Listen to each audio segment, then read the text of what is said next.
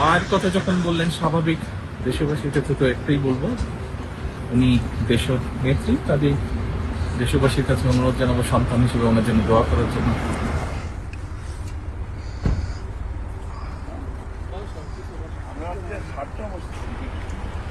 আসসালামু